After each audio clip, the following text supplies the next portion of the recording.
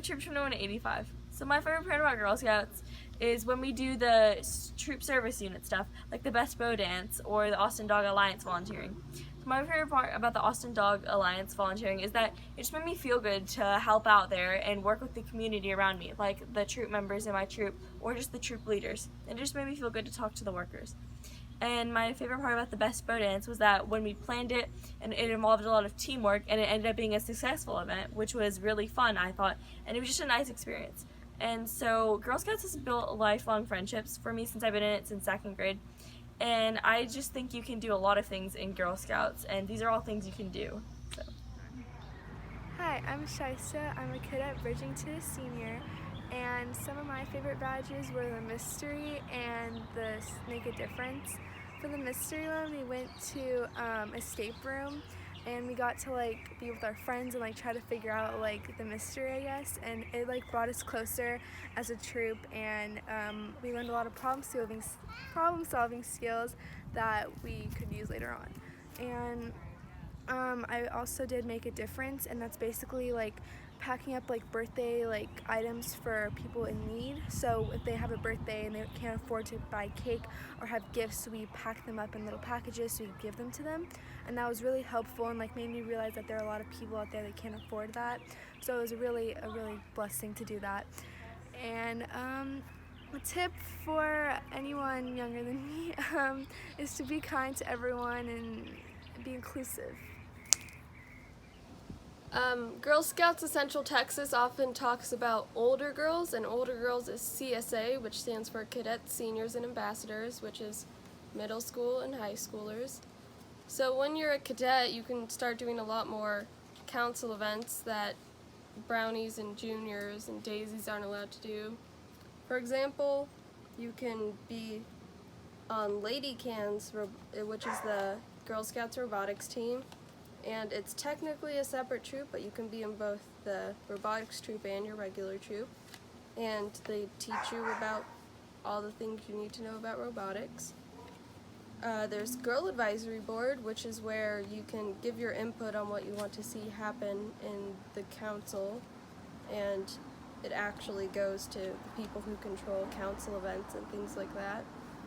There is Cookie Captains, which is where you help daisies and brownies with their cookie booths, and sometimes daisies aren't even allowed to have cookie booths unless they have a cookie captain, and there's not very many cookie captains each year, so if you would want to join, you should do that. There's also the Girl 2020 convention in Orlando, which is a convention that happens every 3 years where you get to meet other Girl Scouts from around the USA and do a lot of fun stuff. One of the most fun things about being a cadet in Girl Scouts is that you get to go on a lot of trips. So for us, having a budget on our trips was very important, and having a resting day so the girls can see what they want to see at your destination was really important for us when we went. And having some relaxation time during your jam-packed schedule is also very nice, and I would suggest doing that. And try starting your trip before, a few years before you actually want to go on it, so you can have time to save up your money and actually plan for it. Yeah. Can you tell us where you went? We went to Toronto, Galveston, and New York. Hi, my name is Viva. I'm also part of Troop 2185, and another cool thing that I loved about being a cadet was that you got to do your silver award. So when you're smaller, you can do your bronze award, but I think doing a silver award, you can especially do it with a group, and I did mine individually, but I think it's super fun and another cool thing that you can say you did as being part of Girl Scouts. And so I have a couple tips for this. One, be super organized. The more organized you are, the more details you have, the easier it is, and once you start logging all your hours and stuff, it's a lot easier because you know what you're doing, you know what you did, so you can easily just transfer it to your hour log. And try to communicate with your Silver Award consultant as much as possible, and don't be afraid to ask for help if you need it. If you have questions, it's better to ask and actually get valid answers rather than just trying to guess and then when you turn in your final proposal, or like your final paper or whatever, if you turn it in, and it'll come back multiple times if you did it wrong. Make sure you have a clear plan before you begin. I did not do that. Make sure you know exactly what you're doing, and just, yeah. Can you tell us what your silver award project was?